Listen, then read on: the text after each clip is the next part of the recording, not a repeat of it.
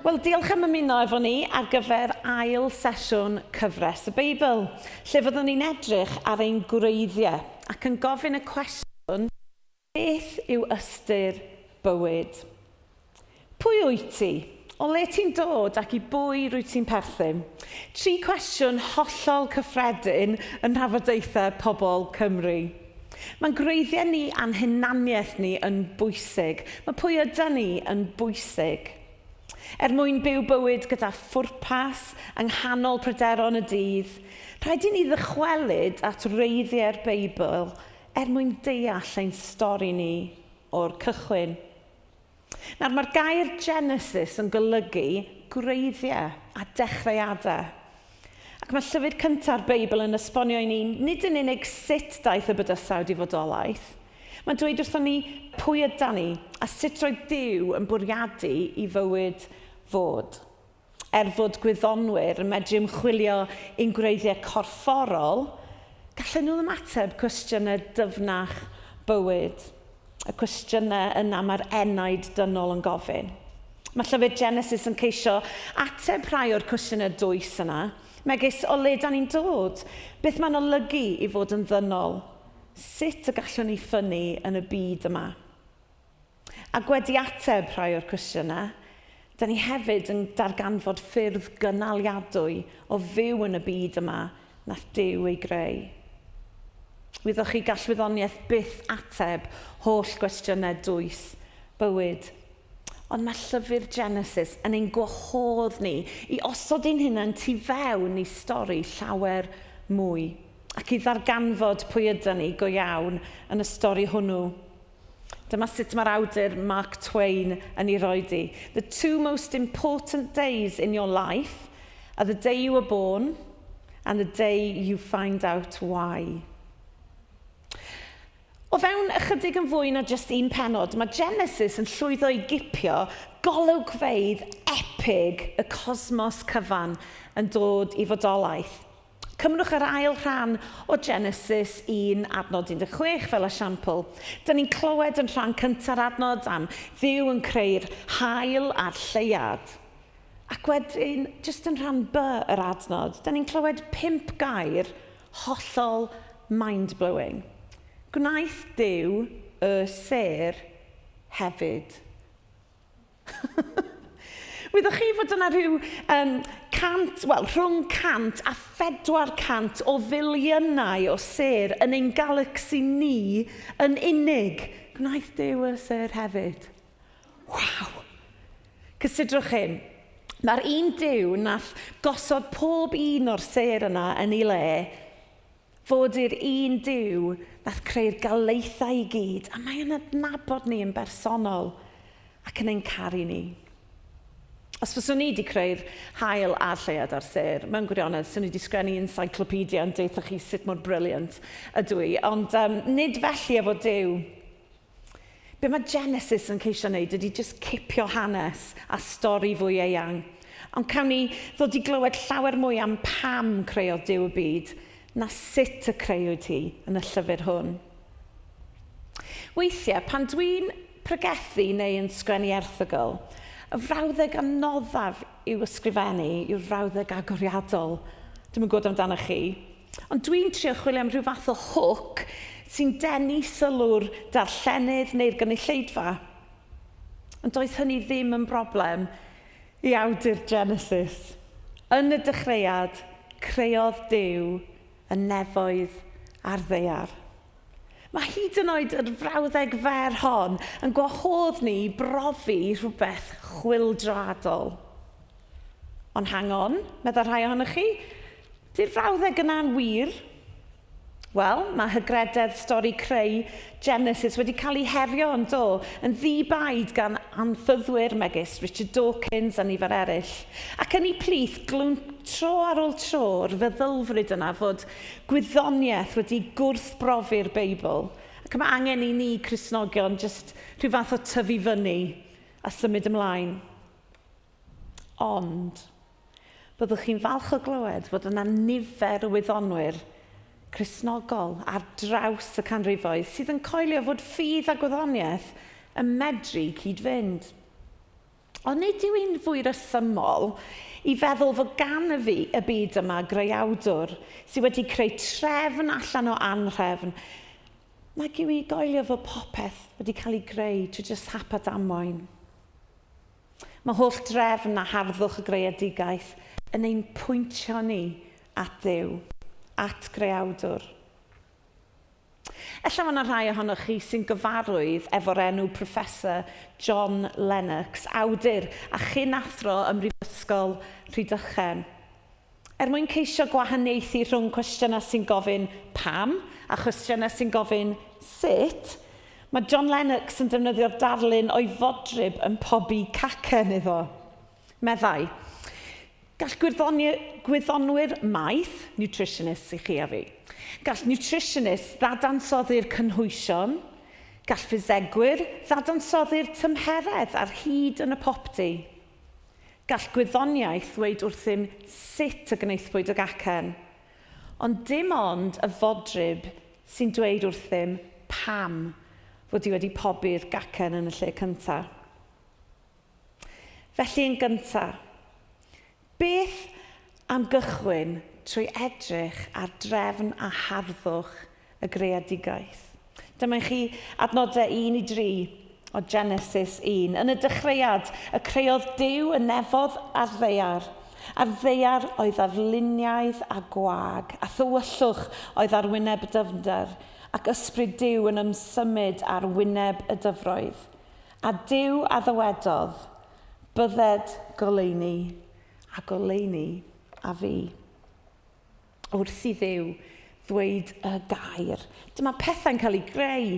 Dyma Duw yn siarad am mater a phethau yn cydnabod ac yn ymateb i lais ei meistr a'i creawdwr. Trwy gydol y Beibl, welwch chi nad oes yna unrhyw beth yn y bydysawd materol sydd tu hwnt i reolaeth Duw. Duw sy'n creu trefn allan o anhrefn. Yn gyntaf, yn Genesis, mae Duw'n creu ffurf y ddeiar trwy wahanu goleuni a thywyllwch, yn ar môr a'r awyr. Wedyn mae'n gwahanu'r môr a'r ddeiar sych ac yn creu planhigion. Ond erbyn i ni gyrraedd dyddiau 4, 5 a 6 o'r greadigaeth, mae Duw yn canolbwyntio ar lenwi'r ddeiar trwy greu dydd a nos, adar a physgod, ac yn olaf anifeiliaid a bodau dynol, cyn gorffwys ar y seithfed dydd. Unwaith eto, nid rhyw fath o lyfr Creation for Dummies yw hwn. Nid llyfr sy'n cyfnodi sut yn unig greodd Duw y byd, ond fel y gwelwch chi yn llyfr Genesis, mae stamp Duw y creawdwr dros bopeth mae wedi creu. Mae siŵr fod rhai ohonoch chi yn gyfarwydd efo'r enw Tim Peake, gofodwr, astronaut o Brydain, a fi'n gweithio ar yr orsaf ofod ryngwladol am dipyn. Wel, yn ôl Tim Peake, mae NASA yn rhoi amser yn amserlen pob gofodwr mwyn iddyn nhw cael edrych allan ar yr olygfa a'r gofod a just rhyfeddu. Ac wrth allan Genesis, dyna be sy'n digwydd i ni, da ni'n cael gwahoddiad i ryfeddu ar harddwch y byd ynghyd ac arwydd o cad bywyd dynol. Cewch weld yn lyfr Genesis fod Duw yn cymeradwyo pob peth mae'n ei greu ac yn dweud i bod yn beth da. Ond, ar ôl myfyrio'r ei greadigaeth ac wrth sôn am ddynoliaeth, be mae creawdwr y byd yn ddatgan? Fod hyn yn dda iawn. Cadwch hynny mewn cof wrth ni symud ymlaen i ofyn yr ail gwestiwn, sef beth mae'n olygu i fod yn ddynol. Fel dwi eisoes wedi dweud, mae trefn a harddwch y greadigaeth yn ein pwyntio ni at Dduw. Ac wrth i ni cael ein pwyntio at Dduw, peth da yw ein bod ni'n gofyn sut mae hunaniaeth a phwrpas ni yn ffitio i fewn i stori'r greadigaeth. Gwrandewch ar eiriau hyfryd Genesis 1, adnod 27. Felly dyma Duw yn creu pobl ar ei ddelw ei hun. Yn ddelw ohono ei hun y creodd nhw yn wryw ac yn fenyw. Waw. Anhygoel. Mae'n bywydau ni yn werthfawr am ein bod ni wedi cael yn creu yn nelw Duw. Yn y byd hynafol, dim ond brenhinoedd oedd yn cael ei ystyried yn adlewyrchiad o'r ddelwedd ddwyfol. Ond mae Genesis yn adrodd stori gwell, fod y dynoliaeth gyfan boed yn wryw neu'n fenyw wedi ei creu yn nelw Duw. Dyna pam fod hiliaeth a masnachu pobl mor wirioneddol ddrwg ac yn groes i fwriad Duw, am fod pob person o werth enfawr am ein bod wedi cael ei creu yn elw Duw. Does yna ddim hierarchy i fod. Dyna pam y gellir ddweud fod urddas, cydraddoldeb, rhyddid i lefaru a hawliau sifil i gyd. Maen nhw i gyd wedi greiddio yn effiniad y Beibl o fod yn ddynol. A phan dyn ni'n deall hynny yn iawn, mae'n golygu bod rhaid ni fihafio yn wahanol tuag at ein gilydd, tuag at y digartref, y tlawd, a dangos mwy o barch tuag at blant ac oedolion bregus. Ond os rhaid hunaniaeth ni i gyd, mae'r ffaith ein bod ni'n cario delwedd Duw. Dyma chi rai o'r nodau Salm 139 i'ch atgoffa chi o'r rhyfeddod yn cael yn creu yn elw Duw. Ti greodd fy meddwl am teimladau, am plethu yng nghroth fy mam.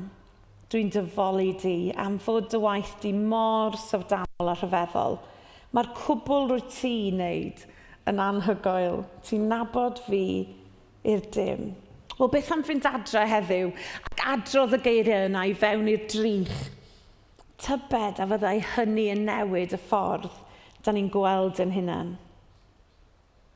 Da ni bodau dynol yn llawer pwysicach na just rhyw gasgliad o foleciwlau neu llinyn o DNA fe'n ffurfiwyd gan Dduw sy'n ein caru. Mae llyfr y Pregethwyr, Ecclesiastes, penod 3, adnod 11 yn dweud, mae Dyw'n gwneud i bopeth ddigwydd yn berffaith ar yr amser iawn. Mae hefyd wedi gwneud pobl yn ymwybodol tragwyddol. Felly os wyt ti yn chwilio am fwy o ystyr i fywyd na beth wyt ti'n gweld ar hyn o bryd, wel dyna pam. Dyna pam mae Duw wedi creu ti fod yn ymwybodol o bethau tragwyddol ac mae dy enaid yn ysu am gael gwybod mwy. Fe'n creuwyd ni gyda'r awydd am ystyr a pherthynas a phethau sy'n rhoi pwrpas i ni. Ac mae hyn i gyd wedi ei fframio yng nghyd-destun y Beibl. Ond yn drydydd ac yn ola, da ni'n ymwybodol fod yna rhywbeth o'i le, yndan? Mae yna rhywbeth o'i le efo'r byd yma. Yn anffodus, da ni ddim yn byw mewn byd perffaith, llawn o gariad a thangnefedd a phwrpas ag ystyr. Ond clod i Dduw, mae llyfr Genesis hyd yn oed yn gwneud synwyr o hyn. Soniais i yn gynharach fod Duw wedi edrych ar ei greadigaeth ac ar ddynoliaeth gan ddatgan fod hyn yn dda iawn. Clywch Genesis 2, 15-17, dyma'r arglwydd Dduw yn cymryd y dyn a'i osod yn yr ardd yn Eden, i'w thrin hi a gofalu amdani. A dyma fe'n rhoi gorchymyn i'r dyn, cei fwyta ffrwyth unrhyw goeden yn yr ardd, ond paid bwyta ffrwyth y goeden sy'n rhoi gwybodaeth am bopeth da a drwg. Pan wneud i hynny, fydd siŵr o farw. Pan creodd Duw dynol ryw, fe'n creodd gyda'r capacity i garu a'r capacity i gwneud penderfyniadau. Mwyn i gariad fodoli, rhaid fod rhyddid yn bodoli. Hynny yw ewyllus rydd. Pryn iawn yw'r rhai sy'n caru eraill allan o'r fodaeth. Mae'n dewis yn dydy. Mae'r ffaith fod Duw yn gwahardd y dyn rhag fwyta o'r goeden sy'n rhoi gwybodaeth am bopeth da drwg yn golygu fod ganddo benderfyniad pinau di'n mynd i fyddhau a'i peidio. yn drist iawn. Da ni'n darllen ym Mhenod 3 bod nhw, Adda ag Efa erbyn hyn, yn dewis bwyta o'r union goeden yna. Dyma Adda ag Efa yn dewis bod yn annibynnol o Dduw a defnyddio ei ewyllys rhydd mewn ffordd dinistriol. Wyddwch chi, mae'n dewisiadau ni yn medru cael effaith nid jyst arnom ni, ond ar bawb a phopeth o'n hamgylch, ffrindiau, teulu, cymdeithas, hyd yn oed yr amgylchedd. Wrth i ni gyrraedd pennod 3 o lyfr Genesis, dyma lais anghyfarwydd yn cyrraedd. Llais yr un drwg, llais temtasiwn mewn ffurf neidr. Dyma'r neidr yn plannu hadau o amheuaeth ynglŷn â chymhellion Duw. Meddai, ydy Duw wir wedi dweud? Peidiwch bwyta ffrwyth unrhyw goeden yn yr ardd? Duw wir wedi dweud hynna? Na, meddai'r wraig, dyn ni'n cael bwyta ffrwyth unrhyw goeden yn yr ardd. Dim ond am ffrwyth y goeden yng nghanol yr ardd y dwedodd Duw. Peidiwch bwyta ei ffrwyth a pheidiwch eich hyffwrthu rhag eich i farw. Ond dyma'r neidr yn dweud wrth y wraig, na, byddwch chi'n marw. Mae Duw yn gwybod y byddwch chi'n gweld popeth yn glir pan ewch chi fwyta ohoni. Byddwch chi'n gwybod am bopeth da a drwg fel Duw ei hun. Gwelodd y wraig fod ffrwyth y goeden yn edrych yn dda i'w fwyta. Roedd cael ei gwneud yn ddoeth yn apelio ati. Felly dyma hi'n cymryd peth o'r ffrwyth a'i bwyta. Yna, rhoddodd beth yw gŵr oedd gyda hi, a dyma fe'n bwyta hefyd. Yn sydyn, roedden nhw yn gweld popeth yn glir. Da ni'n cyfeirio at yr hanes yma fel y cwymp. Oherwydd dyma lle mae ein cyflwr dynol ni yn plymio i'r lefel isa posib. Ac o ganlyniad yw anifuddod nhw. Dyma Adda ag Efa yn mynd i guddio am eu bod nhw am y tro cyntaf oll yn ofn Duw. Nid jyst eu perthynas nhw efo Duw oedd wedi torri, ond eu perthynas efo'i gilydd. Yn sydyn iawn, roedden nhw'n ymwybodol nad o gynnyn nhw ddillad ac roedden nhw'n teimlo cwilydd. Bellach, roedd eu rheolaeth nhw dros y byd wedi troi'n ddinistriol. Cyn y cwymp, roedd gwaith yn rhywbeth oedd i fod i'w fwynhau. Gwaith bodedynol oedd ymestyn harddwch Eden ledled y byd. Ond ers y cwymp, mae adnoddau naturiol y byd wedi cael ei ecsbloetio yn do. Mae'n moroedd ni yn llawn o bagiau plastig a ffoteli, a mae'r byd mewn argyfwng. Yn lle mynd ar ôl perthynas efo Duw, mae bodedynol wedi ceisio bod yn annibynnol ohono. A di hynny ddim yn dda ni chwaith. Nid dyma sut oedd pethau i fod. Mae Eden yn teimlo yn atgof pell a dweud y gwir, pan da ni'n gwylio'r newyddion y dyddiau yma ac yn gweld y sefyllfaoedd mae'r byd ynddi. Ond law yn llaw gyda'r tristwch, mae yna obaith hefyd. Pe bawn ni'n ysgrifennu papur newydd, tybed pa bennawd fyswn ni'n defnyddio ar gyfer penodau cyntaf Genesis. Wedi'r cyfan nath Duw creu'r byd yn berffaith do. Ni bodau dynol sydd wedi llygru ei fyd. Mae llyfr Genesis yn glir yn bod ni yn werthfawr i Dduw. Fe'n creuwyd yn ei ddelwedd, ond da ni hefyd yn byw mewn byd toredig sydd yn dioddau effeithiau, nid yn unig yn pechod ni, ond pechodau pobl eraill. Mae'r drwg sydd yn y byd yn brifo gymaint, oherwydd nid dyma sut oedd ei fod. Sbiwch chi yn ôl ar benodau 1 a 2, a mae hynny yn glir iawn. Ond mae stamp yr arglwydd dal ar ein bywydau. Mae gan pob un ohonom ddyheuad am dragwyddoldeb, ond mae hyn wedi cael ei sbwylio do gan y cwymp. Felly, dyn ni wedi edrych ar harddwch y greadigaeth, ychydig ar beth oedd hi'n olygu i fod yn ddynol ac yn sydyn iawn ar y cwymp a sut daeth pethau drwg i fewn i'r byd. A dyna diwedd y stori, neu oes yna unrhyw obaith o waredigaeth? Wel, oes. Diolch beth. Os edrychwch chi ar Genesis 3, lle da ni'n darllen hanes y cwmp, mae'r arglwydd yn dweud wrth y neidr, byddi di a'r wraig yn elynion, byddi dy had di a'i had hi bob amser yn elynion, bydd e'n sathru dy ben di, a byddi di'n taro ei sawdl e.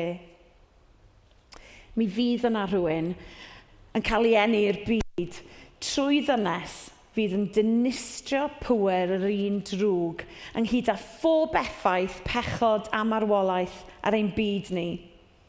Ac wrth gwrs, mi ddaeth hyn yn wir yn do. Cafodd Iesu eni i ddynes morwyn yn ei harddegau o'r enw Mair. Had fyddai'n sathru pen yr un drwg am byth. Gwaredwr, fyddai'n adfer pob dim yn ôl i'w hunan.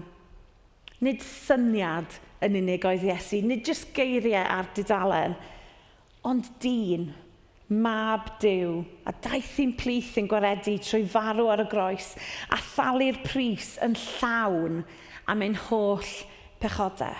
A mae hynny yn newid popeth. Dyna pam gallwn ni sefyll yn bowld o flaen Duw. Am fod Iesu wedi dod i'r byd i faddau ein holl pechodau. Iesu sy'n adfer ein gwaith, ac Iesu sy'n adfer ein perthynas gyda'r tad trwy ei waed. Felly orffen. Tybed a wyt ti di'r synhwyro ei lais yn siarad gyda ti heddiw, yn atgoffa ti dy fod ti'n werthfawr. Rwyt ti wedi cael dy greu yn elw Duw, a fod y poen rwyt ti wedi dioddau medru cael ei adfer trwy Iesu Grist. Os wyt ti wedi synhwyro ei lais, be am wahodd Iesu i faddau dy bechodau di heddiw? Beth am wahodd Iesu i fyw yn dy galon di? Mae Iesu yn ysu cael bod mewn perthynas efo ti heddiw. Amen. Gawn ni weddio. Diolch i ti o Dad, dy fod ti wedi danfon Crist i'r byd, i farw ar y groes ac yna atgyfodi mwyn i'n pechodau ni cael ei faddau yn llwyr. Rwyt ti yn Dduw mor dda. Ti ddim yn trin ni fel mae'n pechodau ni'n heiddi oherwydd gwaed yr arglwydd Iesu. Arglwydd, dyn ni'n gwahodd ti unwaith eto i fod yn arglwydd ar ein bywydau ni. Arglwydd helpa ni o ddydd i ddydd i gofio pa mor werthfawr yda ni yn dy olwg di. Yn enw Iesu Grist. Amen.